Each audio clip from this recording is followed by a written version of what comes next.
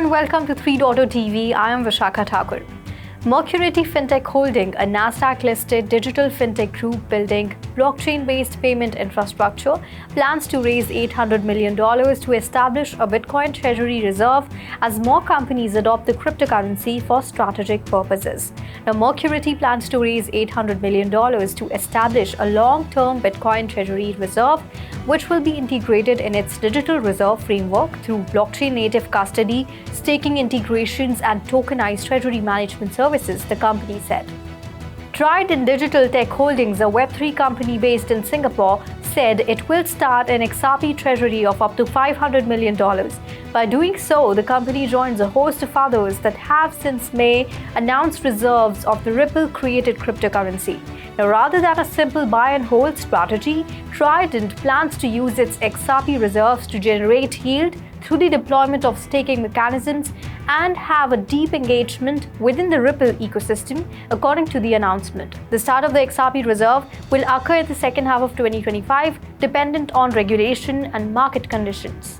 DeFi Development Corporation, a US company listed on Nasdaq focused on growing its holdings of Solana, has made a major move to raise money. The company has signed a share purchase agreement known as an ELOC, Equity Line of Credit, with Ark Capital Management. This deal gives it the option to sell up to $5 billion worth of its stock to Ark Capital when it chooses, not all at once. So unlike traditional fundraising where companies raise money in one big chunk, often at a fixed price, this deal allows DeFi Development to raise money gradually.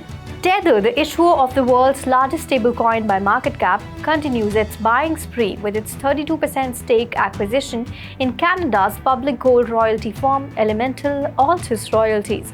Tether Investments on Thursday announced the acquisition of 78,421,780 common shares of Elemental from La Mancha Investments, representing 31.9% of Elemental's issued and outstanding shares.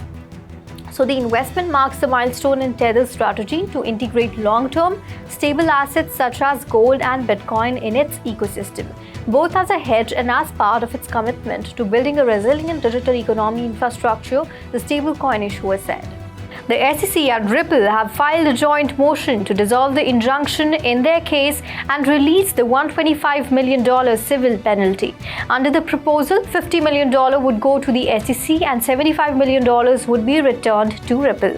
The motion cites changing regulatory altitudes and aims to avoid further litigation and settle outstanding appeals. Ripple CEO Brad Garlinghouse said XRP could capture 14% of SWIFT's global volume in cross-border payments within 5 years, and Garlinghouse emphasizes XRP's role as a liquidity solution rather than just a messaging system to compete with the global interbank messaging system SWIFT. So Ripple's blockchain technology allows for instant currency conversion, reducing the need for banks to hold foreign funds and speeding up transactions. Senator Cynthia Lummis introduced the RISE Act of 2025 to clarify liability for AI used by professionals and mandate transparency from developers. The bill requires AI developers to release model cards detailing AI system, data sources, use cases, and limitations.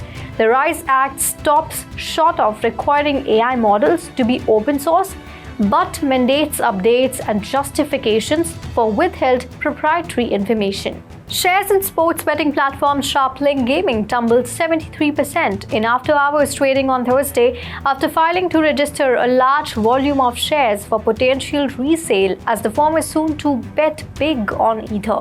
On May 30th, Sharplink Gaming said that it plans to sell up to $1 billion in common shares, with most of proceeds intended to acquire ETH just days after it said it was taking on an Ethereum-focused treasury strategy. Circle's USDC stablecoin launched on the XRP ledger on Thursday, bringing the over-collateralized $PEX token to users of the Layer 1 blockchain network. According to an announcement from Ripple, the launch of USDC on the platform will enable investors to use XRP as a bridge currency to transfer their stablecoins between DEXs through an auto-bridging feature. Chainlink, JP Morgan's Kinexys, and Ondo Finance completed a first-of-its-kind cross-chain delivery versus payment settlement between a permissioned payment network and a public testnet. The test involved Kinexys Digital Payments, a permissioned network operated by JP Morgan, and Ondo Chain's testnet, which is focused on real-world asset tokenization, Chainlink said in a Thursday announcement.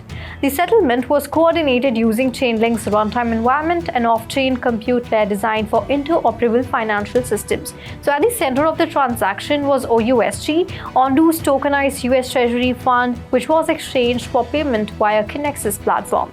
So that's all in the bulletin today. Keep watching 3.0 TV for more such updates, and do log on to our website www.3versetv.io or scan the QR code.